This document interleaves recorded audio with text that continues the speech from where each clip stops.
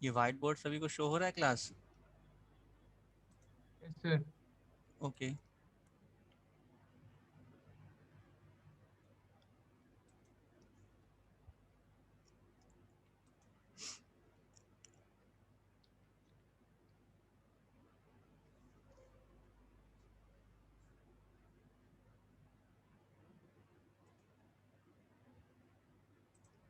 Please बता दो, मैं आपके पैर में होता हूँ। क्वेश्चन वन है ना?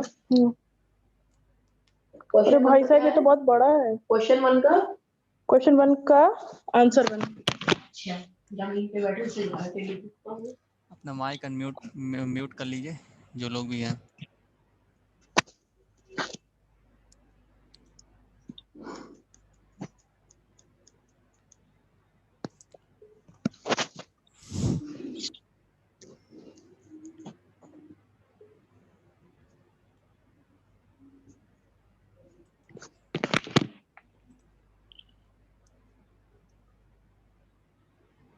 क्या आपने रेड बुल वाले को बताया? पता चुप रहो, नहीं बताएंगे।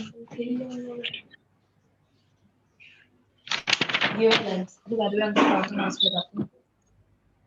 कोई नहीं। शगुन तिवारी, माइक म्यूट कर लो। Sorry sir.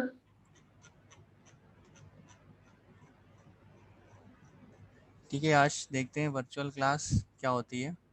ठीक है, तो वर्चुअल क्लास के लिए पहले हायरार्किकल इनहेरिटेंस का एक टर्म आता है। ठीक है, हायरार्किकल इनहेरिटेंस तो सभी को पता है, जिसमें सॉरी हायरार्किकल नहीं, हाइब्रिड इनहेरिटेंस, जिसमें एक से ज़्यादा टाइप का इनहेरिटेंस होता है। मतलब उसमें हम हायरार्की भी कर सकते हैं और मल्टी लेवल देन मल्टीपल। ठीक है, तो इसमें एक और टर्म आता है डिसइनहेरिटेंस करना। वर्चुअल क्लास से जब आप बात करते हैं तो डिसइनहेरिटेंस का मतलब इनहेरिटेंस का रिवर्स नहीं है, बस थोड़ा सा रिस्ट्रिक्शन लगाना है।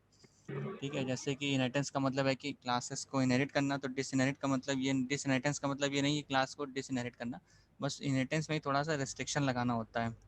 ठीक है, तो इसमें पहले देखते हैं कि हाइब्रिड इनहेरिटेंस को एक बना के,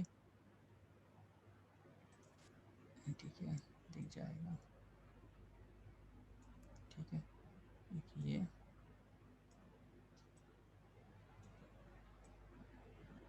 ठीक है, ये 4 क्लासेस हमने बना दी एक इनहेरिटेंस, हाइब्रिड इनहेरिटेंस को दिखाने के लिए। फिर इसमें हम लोग और क्या कर सकते हैं, ये ठीक है, ऐसे इस तरीके से इनहेरिटेंस दिखा दिया।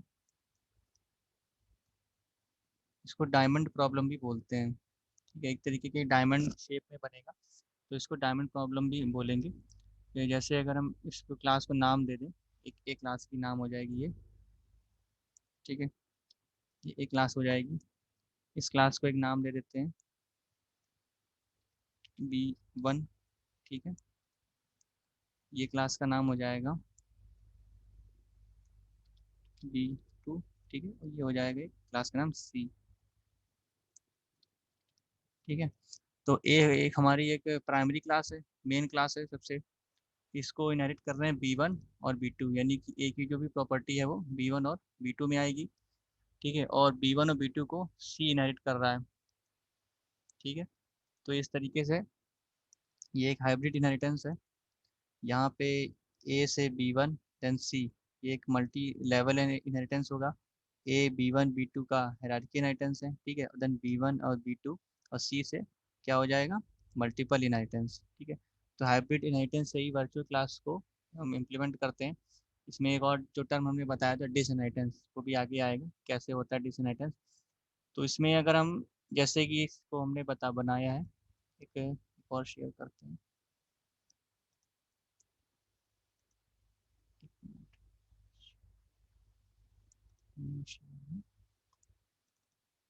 ठीक है, ये स्क्रीन सभी को दिख रही है जिसमें कोड लिखा हुआ है? Yes sir. ठीक है, तो जो हमने अभी बनाया है व्हाइट बोर्ड में, उसी को बस हमने इसमें लिखा हुआ है। एक क्लास बनाई है ए नाम की।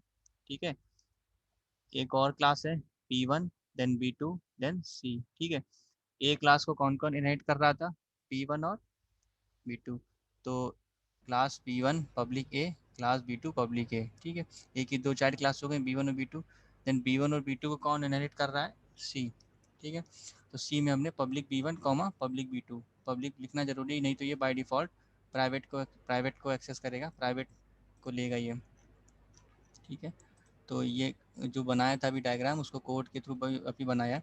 इसमें ये दिखाना है कि जो हम फंक्शंस या जो वेरिएबल्स हम अंदर डिक्लेयर करेंगे वो कैसे एक्सेसिबल होंगे, ठीक है। वर्चुअल क्लास का मतलब क्या है?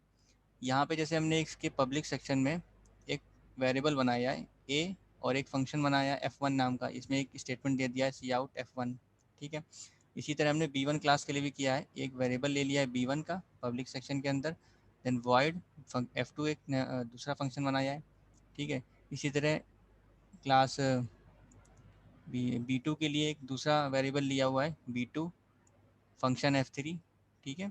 और यहाँ पे क्लास C के लिए उसका एक वेरिएबल C और f4, ठीक है। यानी कि अभी ये चीज़ है, ठीक है। यहाँ से अगर हम याद बना दें कि A, ठीक है, इसका हमने वेरिएबल ले लिया B1, एक ये वेरिएबल है, एक ये वेरिएबल है इसका B2 और इसका वेरिएबल है हमारा C, ठीक है। जब A B1 और B2 से इनहेरिट होगा और B1 B2 C से इनहेरिट होंगे तो C के पास क्या क्या आएगा? C के पास उसका खुद का वेरिएबल तो रहेगा ही C, फिर साथ ही B1 भी रहेगा, B2 भी रहेगा और A भी रहेगा, ठीक है। लेकिन A की 2 कॉपी रहेंगी उसके पास। C जब इनहेरिट करेगा B1 और B2 को और B1 और B2 इनहेरिट कर रहे हैं A को, तो ये सारा जो उठ करके है जो भी इस सब के अंदर होगा वो C में आएगा। तो C में क्या क्या रहेगा? इसका खुद का वेरिएबल तो रहेगा ही C, ठीक है।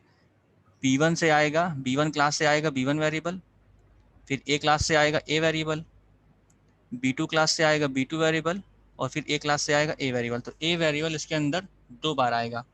2 बार इसलिए आएगा क्योंकि एक B1 से इसको मिलेगा, क्योंकि A जो इनहेरिट है, A जो इनहेरिट हो रहा है वो B1 से इनहेरिट भी हो रहा है C में, और जो A है वो B2 से भी इनहेरिट हो रहा है C के लिए।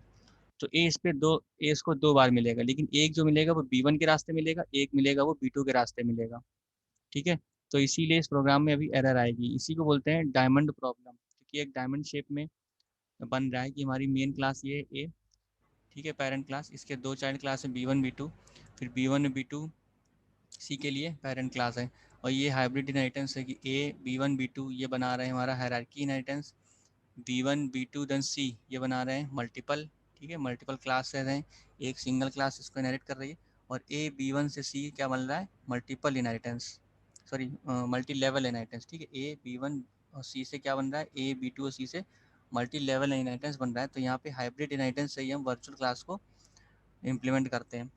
तो वर्चुअल क्लास का मतलब है कि लेट बाइंडिंग करना, ठीक है। अभी तक ये जो कर रहा है कंपाइलर ये अर्ली बाइंडिंग है कि इसको जो C को जो भी मटेरियल मिलेगा वो होगा B1 मिलेगा, B1 क्लास से A मिलेगा, ठीक है, B2 से B2 वेरिएबल मिलेगा और फिर इसके रास्ते इसको A मिलेगा। तो A इसके पास 2 बार आ जाएंगे, इसीलिए प्रोग्राम में एरर दिखाएगा कि वो कौन से वाले A को एक्सेस करेगा।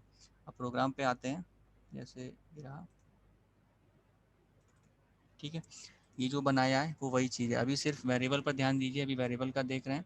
तो पब्लिक सेक्शन के अंदर A के लिए एक वेरिएबल है, B1 के लिए B1 वेरिएबल, B2 के लिए B2 वेरिएबल, C के लिए C वेरिएबल, ठीक है। इतना सब बना दिया, सारा इनहेरिटेंस दिखा दिया। Public B1 B2 C 2 class को इनहेरिट कर रहा है B1 और B2 को, ठीक है, इसलिए इसमें लिखा कॉमा लगा करके।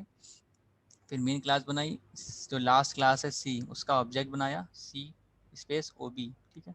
अब जब OB डॉट A टू 2 लिख रहे हैं, यानी कि अगर हम A में कोई वैल्यू असाइन करेंगे तो इसमें एरर देगा। एरर क्यों देगा? यहाँ पे लिखा भी हुआ है A इज एम्बिगुअस, ठीक है। एक बार फिर से इसको रन करा के देखते हैं,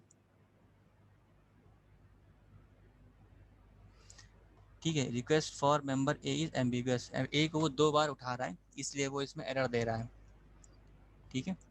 ये बात समझ में आ रही है सभी को? कोड के थ्रू भी बताया है और डायग्राम के थ्रू भी। अभी तक की किसी में कोई दिक्कत है किसी को? नहीं सर, सही अर्ली बाइंडिंग की लेट बाइंडिंग? ये अभी तो अर्ली बाइंडिंग कर रहा है कंपाइलर, ठीक है। लेट बाइंडिंग अभी बाद में होगी, जब ये दिखाए, जब ये इसका इसको मतलब एक्सेस क्या कर होता है लेगा। अर्ली बाइंडिंग और लेट बाइंडिंग का? लेट बाइंडिंग अर्ली बाइंडिंग का मतलब है कि ये है कि कंपाइलर कोड के अकॉर्डिंग जो उसने सीखा है, मतलब जो भी इसमें डेफिनेशन स्टोर है वो उसके अकॉर्डिंग काम कर रहा है, ठीक है। मतलब कि कंपाइलर अभी रिकॉग्नाइज नहीं कर पा रहा है कि जो ये ए उसको मिल रहा है, ये जो ए उसको मिल रहा है वो किधर से मिल रहा है ए। ठीक है, ए उसको B1 के रास्ते मिल रहा है या B2 के रास्ते मिल रहा है। उसने तो देखा कि ए जो है, ए में 2 वैल्यू असाइन हो रही है। ए किसके साथ कनेक्टेड है? ऑब्जेक्ट के साथ। ऑब्जेक्ट किस टाइप का है? सी क्लास का। ठीक है, तो वो पहले सी में जाएगा, यहाँ से वो पहले सी में गया, सी में उसको नहीं मिला तो सी की पेरेंट क्लास में देखा उसने, सी की पेरेंट क्लास B1 थी, B1 में भी उसको ए नहीं मिला वेरिएबल, बी की पेरेंट क्लास क्या थी? ए में उसको मिल गया वेरिएबल। ठीक है, तो ई वो वापस आएगा B1 में, जिस रास्ते गया उसी रास्ते आया, वापस आया B1 में, फिर आया सी में। अब ये चेक करेगा सी की और कोई पेरेंट क्लास तो नहीं है, सी की एक और पेरेंट क्लास है B2 क्लास। ठीक है, B2 में उसने देखा क्या ए मिलेगा? नहीं मिला, तो B2 की पेरेंट क्लास क्या थी? ए में गया, ए में उसको फिर ए मिल गया। तो ये वो रिकॉग्नाइज नहीं कर पाएगा कि वो B1 वाला ए को एक्सेस करे जो उसके वाया B1 मिला था या वाया B2 मिला था, किसको एक्सेस करे, इसीलिए वहाँ पे वो एम्बिगस दे रहा है। ठीक है, यही है डायमंड प्रॉब्लम। ये फंक्शन में भी आती है, जैसे अगर हम फंक्शन में भी इम्प्लीमेंट करें ये ठीक है, ये फंक्शन जो हमने बनाए हैं F1 then F2 F3 F4। ठीक है, अगर हम यहाँ पे फंक्शन लिखते हैं, फंक्शन को कॉल करते हैं ob.f1 देन ob.f2, इसे ठीक है, फिर ob.f3 देन ob.f4, ये सारे फंक्शन कॉल कर लेंगे। तो इस फंक्शन को कॉल करने के बाद भी वो इसी तरह की एरर को भी शो करेगा। ठीक है, मेंबर F1 इज एम्बिगुअस, तो F1 को दिखा रहा है एम्बिगुअस, F1 में भी यही चल रहा है। ठीक है, F1 में भी यही चल रहा है अभी कि यहाँ पे जो डायग्राम बना हुआ है, ठीक है, अगर हम यहाँ पे एक फंक्शन वही बनाए तो यहाँ पे हम F1 बना दें, ये हमारा F1 था, यहाँ पे ये F2 था, ठीक है, यहाँ पे ये F3 है और ये F4 फंक्शन यहाँ बना हुआ है सी में। ठीक है, तो सबसे पहले F1 फंक्शन कॉल हो रहा है, तो F1 फंक्शन ob.f1 लिखा हुआ है। तो अर्ली बाइंडिंग का मतलब ये है कि जो कंपाइलर है वो चेक करेगा कि जो फंक्शन है वो कॉल हो रहा है किस ऑब्जेक्ट के थ्रू कॉल हो रहा है। ऑब्जेक्ट देखेगा वो क्लास सी टाइप का है, तो सबसे पहले वो सी क्लास में आएगा F1 ढूंढने के लिए। F1 उसे सी में नहीं मिलेगा, इसके बाद वो सी की पेरेंट क्लास में जाएगा, जो भी ऑर्डर दिया होगा। जैसे हम लोग ने वहाँ पे पहले B1 लिखा था तो पहले B1 में जाएगा, बाद में B2 में जाएगा। ठीक है, देन B1 में चेक करेगा कि F1 फंक्शन मिलेगा, F1 फंक्शन B1 में भी नहीं मिलेगा तो B की पेरेंट क्लास में जाएगा ए में देखेगा F1 फंक्शन है, वहाँ पे F1 फंक्शन उसको मिलेगा तो वापस आएगा उसी रास्ते जिस रास्ते गया था। अब दूसरी वाली क्लास में जाएगा, सी की जो दूसरी पेरेंट क्लास है यानी B2, उसमें जाएगा, उसमें F1 चेक करेगा, वहाँ पे भी उसको F1 नहीं मिलेगा, फिर से जाएगा ए में उसको F1 मिल जाएगा। तो यहाँ पे वो इसीलिए एम्बिगुअस दे रहा है, जिस तरह वो डेटा मेंबर में दे रहा था ए में, एक जो वेरिएबल डिक्लेयर किया था ए में, जो एम्बिग्यूटी दे रहा था वो F1 फंक्शन के लिए भी देगा, क्योंकि वो ये रिकॉग्नाइज नहीं कर पा रहा है कि जो फंक्शन F1 है वो कौन सा वाला F1 को सेलेक्ट करेगा, B1 के थ्रू वाया B1 के जब गए थे तब मिलेगा या वाया B2 के गए थे तब मिलेगा। हालांकि है एक ही चीज़, ए भी इधर भी है और F1 भी इधर है, लेकिन वो रिकॉग्नाइज नहीं कर पा रहा है कि वो B1 वाले को एक्सेस करेगा या B2 वाले को एक्सेस करेगा। ठीक है, तो इसका कोड ये रहा। ठीक है, ये हम लोग ने जो लिखा था इसमें यहाँ यही दिखा रहा है F1, अगर इसको थोड़ी देर के लिए कमेंट में डाल दें। ठीक है, तो यहाँ पे F1 फंक्शन के लिए भी ये एम्बिग्यूटी दिखा रहा है और ए के लिए भी दिखाएगा अभी तक के लिए, क्योंकि ए उस समय कोड में था। ठीक है, यहाँ देखिए F1 के लिए दिखा रहा है request for member function, request for member F1 is ambiguous, F1 के लिए, बाकी और किसी के लिए भी नहीं दिखा रहा है, बाकी F2 F3 F4 अभी चल जाएगा। अब इसमें क्या होता है, यहाँ पे वर्चुअल क्लास आती है। वर्चुअल क्लास का मतलब क्या है कि जब हम कीवर्ड एक वर्चुअल ऐड कर देते हैं, इससे बचने का तरीका यही है कि जब हम कीवर्ड एक ऐड करेंगे वर्चुअल का, यानी कि ए जहाँ जहाँ भी इनहेरिट हो रहा है हम यहाँ पे एक कीवर्ड वर्चुअल ऐड करेंगे। ठीक है, वर्चुअल पब्लिक ए, और यहाँ पे भी वर्चुअल पब्लिक ए। ठीक है, यहाँ पे जब भी कीवर्ड ऐड करेंगे तो एक तरीके से ये डिसइनहेरिटेंस होता है। डिसइनहेरिटेंस का मतलब है कि थोड़ा सा रिस्ट्रिक्शन लगाने के लिए। ठीक है, वर्चुअल ऐड करने का मतलब है कि डायरेक्ट अब ये एक्सेस करेगा सी। ठीक है, अब ये जो सी है वो डायरेक्ट ए को एक्सेस करेगा एक तरीके से, यही होता है डिसइनहेरिटेंस या इनहेरिटेंस में थोड़ा सा रेस्ट्रिक्शन लगाना। तो इसको रिजॉल्व करने के लिए, इस प्रॉब्लम को, डायमंड प्रॉब्लम को रिजॉल्व करने के लिए ही वर्चुअल कीवर्ड या वर्चुअल क्लास का कंसेप्ट है कि इसमें लेट बाइंडिंग कराते हैं, कंपाइलर पे इनहेरिटेंस पे थोड़ा सा रेस्ट्रिक्शन लगाते हैं कि वो कहाँ पे जाएगा, क्या चेक करने के लिए। ठीक है, तो अब क्या होगा, जैसे फंक्शन की बात करें, फंक्शन जो F1 पहले कॉल हो रहा है, तो पहले सी में देखेगा फंक्शन, ओबीजे ऑब्जेक्ट जो है वो सी क्लास से एसोसिएटेड है, इसलिए पहले उसी में चेक करेगा F1। तो सी में F1 नहीं मिलेगा तो फिर वो इसकी पेरेंट क्लास जाएगा B1 के लिए। B1 में जब वो F1 नहीं मिलेगा तो वो ए पे नहीं जाएगा, वो यहीं से वापस आ जाएगा। ठीक है, फिर दूसरी क्लास है सी की पेरेंट क्लास B2, B2 में देखेगा F1 फंक्शन के लिए, वहाँ नहीं मिलेगा तो इस रास्ते वो ए भी नहीं जाएगा, वो यहीं से वापस आ जाएगा सी पर। लेकिन ये जो एक वर्चुअली एक कनेक्टेड है, जो हम लोग ने वर्चुअल कीवर्ड लिखा है वो इसीलिए है कि जो ए के जो भी चीज़ें हैं वो डायरेक्ट जो है वो सी कर एक्सेसिबल होंगी। ठीक है,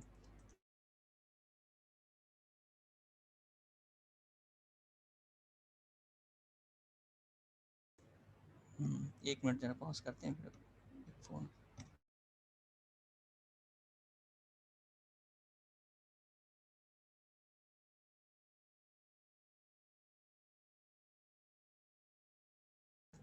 ठीक है, तो ये डिसइनहेरिटेंस का मतलब ये है कि इनहेरिटेंस में थोड़ा सा रिस्ट्रिक्शन लगा देना कि जैसे हमने पहले चेक कर रहा था, सी में नहीं मिलता था B1 में जाता था, B1 में नहीं मिलता था उसकी पेरेंट क्लास में जाता था, तो वर्चुअल कीवर्ड लगाने से वो सिर्फ B1 तक ही रहेगा, यहाँ पर भी वो B2 तक ही रहेगा।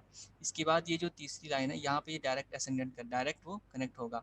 इसका मतलब ये है कि ये जो भी चीज़ें हैं ए या ए क्लास के अंदर हम जो भी कुछ लिखेंगे उसकी सिर्फ एक एक कॉपी ही इसमें आएगी सी में, सिर्फ एक कॉपी। ऐसे क्या हो रहा था, दो कॉपी आ रही थी वाया B1 और वाया B2 या जितनी और भी क्लास होती उससे वाया आता, लेकिन इस तरीके से एक ही कॉपी आएगी।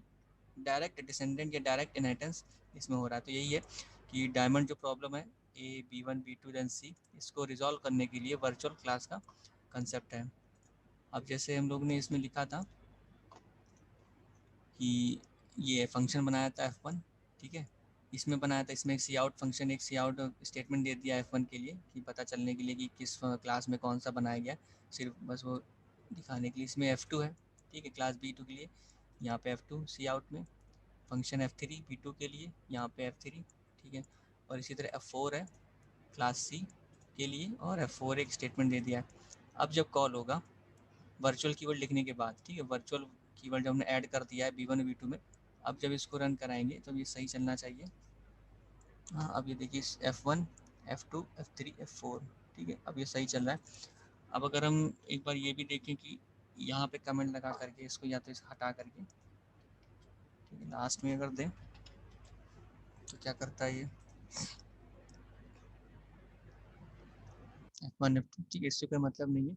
अब वो इसका मतलब यही है कि वर्चुअल जब कीवर्ड हम लगाते हैं तो एक तरीके से डिसइनहेरिटेंस होता है, ठीक है, और जो पेरेंट क्लास है या जो ग्रैंड पेरेंट क्लास है, इसको बोल सकते हैं अपने रेफरेंस समझने के लिए, वो डायरेक्ट बेस क्लास से कनेक्ट होती है। जो लास्ट की बिल्कुल जो चाइल्ड क्लास है वो ग्रैंड पेरेंट क्लास बिल्कुल लास्ट की जो चाइल्ड क्लास है उससे डायरेक्ट कनेक्टेड होती है, और एक उसकी एक कॉपी ही लास्ट क्लास में मिलेगी।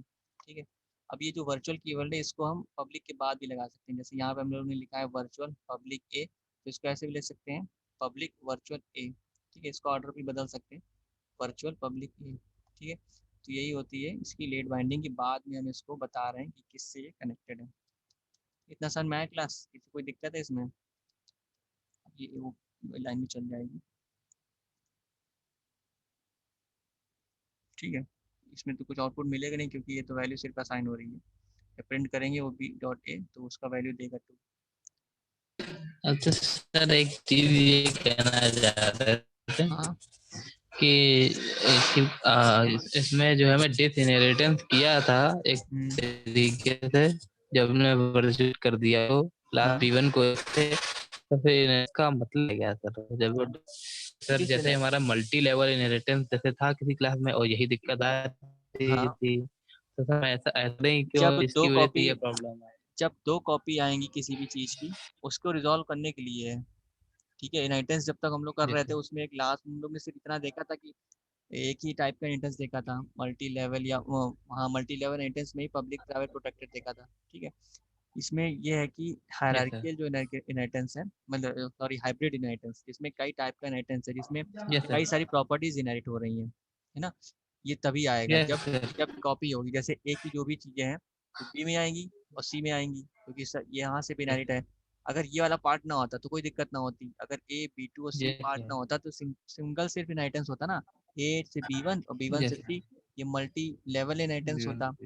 लेकिन वर्चुअल क्लास यस को सर, बताने के लिए कि वर्चुअली का मतलब क्या है, लेट बाइंडिंग का मतलब क्या है, इसके लिए हमें हाइब्रिड इनहेरिटेंस चाहिए, जिसमें हम ए की कॉपीज को B1 B2 में डालना है और B1 B2 से वाली कॉपीज लास्ट वाले में आ रही हैं, ठीक है। तो सी में इसकी दो कॉपीज आ रही हैं, तो वही वो कंपाइलर के रिकग्निशन में ये दिक्कत है कि वो वाया किसको ले, B1 से ले या वाया B2 ले, ठीक है। इसीलिए वहाँ पर वो एम्बिग्यूटी दिखा रहा है, ठीक है। यस सर, इसीलिए यहाँ पे एक वर्चुअल क्लास का कंसेप्ट है कि हम वर्चुअल लिख देते हैं तो ये लेट बाइंडिंग होती है, और डायरेक्ट क्या बोलते हैं, डायरेक्ट इनहेरिटेंस होता है एक तरीके से।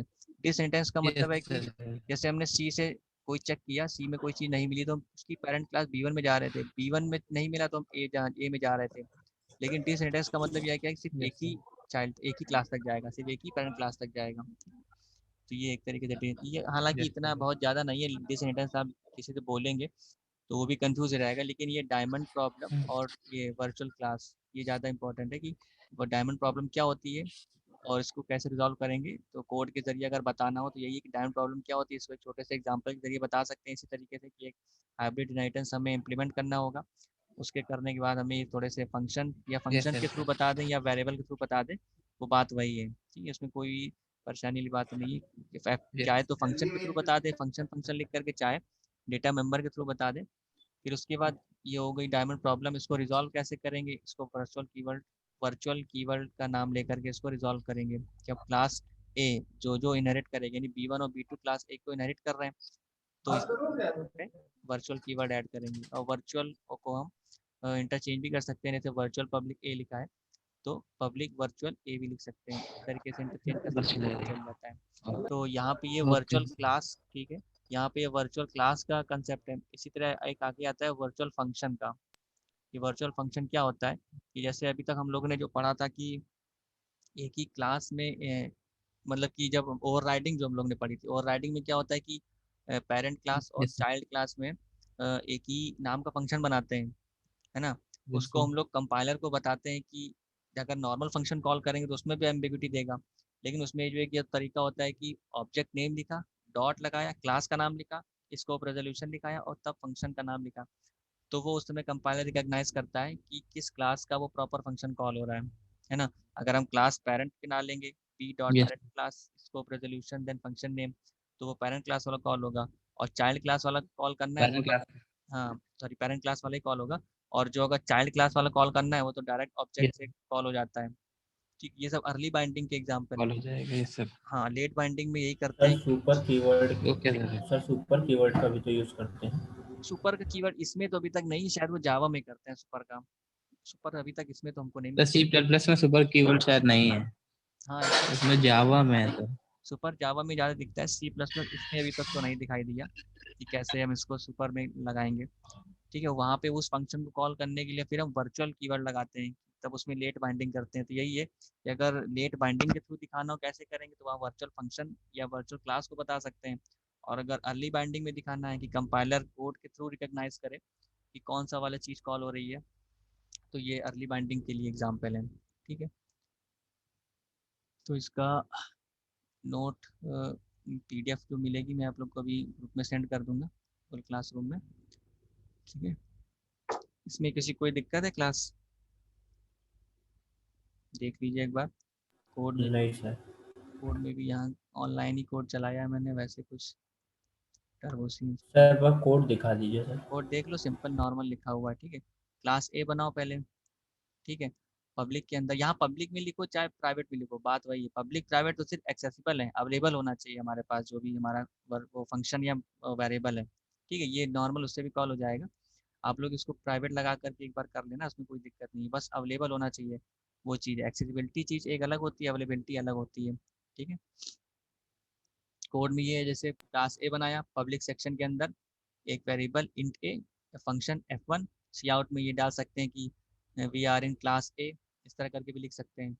इसी तरह क्लास बी बनाया, क्लास बी किसको ए को इनहेरिट कर रहा है, तो पहले पब्लिक ए लिखा, ठीक है, फिर पब्लिक ए पब्लिक सेक्शन के अंदर इंट b1 एक वेरिएबल, देन f2 फंक्शन दूसरा, यहाँ पे भी लिख सकते हैं we are in b2 b1 class, इसी तरह b2 क्लास है, b1 क्लास थी, इसी तरह b2 क्लास है, इसने भी इनहेरिट किया है हुआ ए को, तो ये इसकी सारी चीज़ें बनाई हैं, ठीक है।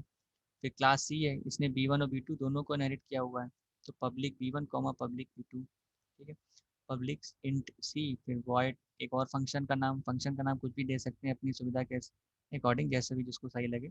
यहाँ पे सी आउट में लिख सकते हैं we are in C class, तो यहाँ पे सी क्लास का ऑब्जेक्ट बनाया वो पीजे डॉट सी। अब यहाँ फंक्शन जैसे ही कंपाइलर अर्ली बाइंडिंग का मतलब ये कि जब कंपाइलर ये देखेगा कि फंक्शन F2 कॉल हो रहा है, और कॉल कौन कर रहा है, ऑब्जेक्ट OB, और ये OB किससे एसोसिएटेड है, सी क्लास से, तो सबसे पहले सी में आएगा, सी में देखेगा उसे फंक्शन F2 मिलेगा, नहीं मिलेगा, F2 नहीं मिलेगा तो हो जाएगा इसकी पेरेंट क्लास में B1 सी। जब हम लोगों ने इनहेरिटेंस किया तो यहाँ पे लिखा हुआ है पब्लिक B1, तो पहले वो B1 में जाएगा, B1 में उसे F2 मिलेगा, B1 में उसे F2 मिल जाएगा, ठीक है। B1 में जब उसको F2 मिल जाएगा तो वो किसी और क्लास में नहीं जाएगा, वो वापस आ जाएगा, जब एक बार चीज़ मिल गई तो ऊपर नहीं जाएगा, ठीक है, वो वापस वहीं से आ जाएगा। फिर क्या करेगा, दूसरा लाइन एग्जीक्यूट होगी, वो स्टेटमेंट तो प्रिंट हो जाएगा, फिर F3.OB, F3 फंक्शन OB के साथ एसोसिएटेड है, तो OB डॉट सी में है, सी में आएगा F3 के लिए, यहाँ पे भी नहीं है, फिर जाएगा सी की क्लास B1 में देखेगा F3, वहाँ पे भी नहीं है, फिर B1 ने किसको इनहेरिट किया था, ए ने, ए के पास गया, ए में F1 है, वहाँ भी उसको F3 नहीं मिला है, F3 की बात हो रही थी, वापस आएगा सी में, सी की दूसरी वाली क्लास में जाएगा, B2 दूसरी पेरेंट क्लास में, B2 में जाएगा, तो B2 में उसको ये F3 मिल जाएगा, तो ये सी आउट में F3 प्रिंट कर देगा, इसी तरह आगे चलेगा। अगर जिस भी क्लास में फंक्शन या वेरिएबल मिल रहा है वो उसके ऊपर नहीं जाएगा, लेकिन अगर नहीं मिलेगा तो उसके ऊपर ऊपर जहाँ तक भी पेरेंट क्लास होगी वो चलता रहेगा, ठीक है, यही चीज़ है। और डिसइनहेरिटेंस का मतलब है कि इसी चीज़ को कंट्रोल करना है कि सिर्फ एक ही बार पेरेंट क्लास में जाए, दूसरी बार ना जाए, एक ही बार पेरेंट क्लास में जाएगा और वहाँ से वापस आ जाएगा, फिर दूसरी बार दूसरी पेरेंट क्लास में जाएगा, फिर वहाँ से वापस आ जाएगा, फिर वो लास्ट में क्या करेगा, जो वर्चुअल कीवर्ड है इसकी वजह से डायरेक्ट वो ए से कनेक्ट होगा, इसीलिए उसको एक ही कॉपी मिलेगी, एक ही। नहीं तो अभी तक क्या हो रहा था, B1 और B2 की उसको 2 कॉपी मिल रही थी, B1 और B2 से, तभी वो रिकग्नाइज नहीं कर पा रहा था वाया B1 ले या B2 ले, तभी उसमें एम्बिग्यूटी की एरर आ रही थी कि वो डुप्लीकेसी हो रही है वेरिएबल में और फंक्शन नेम में। तो वर्चुअल कीवर्ड के साथ इसको रिजॉल्व करेंगे, जब वर्चुअल कीवर्ड लिखेंगे तो इस तरीके से। तो अगर क्लास में एग्जाम में पेपर क्वेश्चन आता है कि वर्चुअल क्लास क्या होती है या डायमंड प्रॉब्लम क्या होता है, कोड के थ्रू बताएं, कोड के थ्रू ही बताना होगा। C++ में पेपर में अगर डिस्क्रिप्टिव पेपर आएगा और जो भी चीज़ होगी उसमें आपको कोड के थ्रू ही बताना होगा, ठीक है। अटेंडेंस सबने चैट बॉक्स में डाल दी है क्लास, यस सर। ठीक यस है, सर। ओके, जितने भी लोग चैट बॉक्स में सभी अटेंडेंस पोस्ट कर दीजिए, जिसने अटेंडेंस पोस्ट कर दी है वो डिस्कनेक्ट हो सकता है, या अगर जिसको पूछना हो तो रुकिए, नहीं तो नहीं पूछना है और अटेंडेंस पोस्ट कर दिए तो फिर जा सकता है।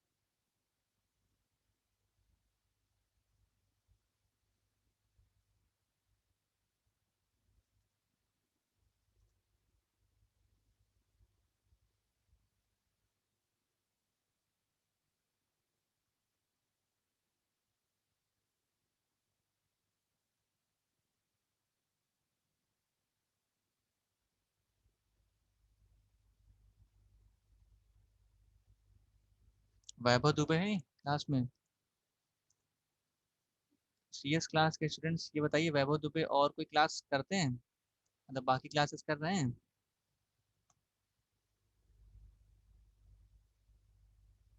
CS स्टूडेंट्स, किसी से कोई कांटेक्ट है वैभव दुबे का? 113 रोल नंबर है उनका, 17 से स्टार्टेड है। कोई CS क्लास का अवेलेबल नहीं है?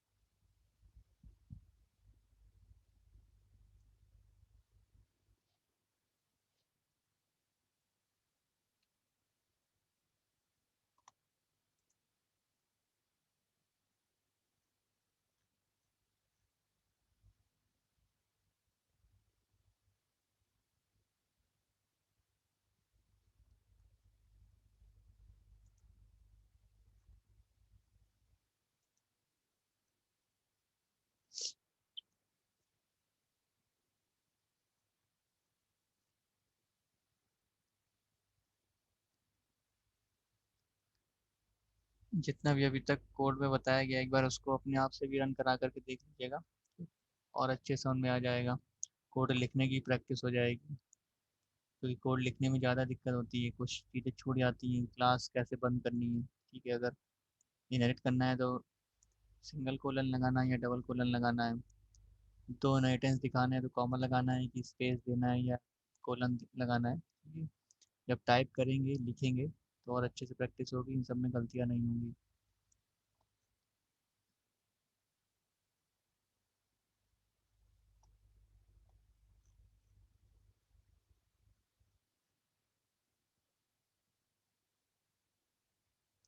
सब्स्टिट्यूट सभी ने जमा कर दिया है? कोई ऐसा है? अभी तो बहुत सारे लोग हैं जिन्होंने नहीं जमा किया है।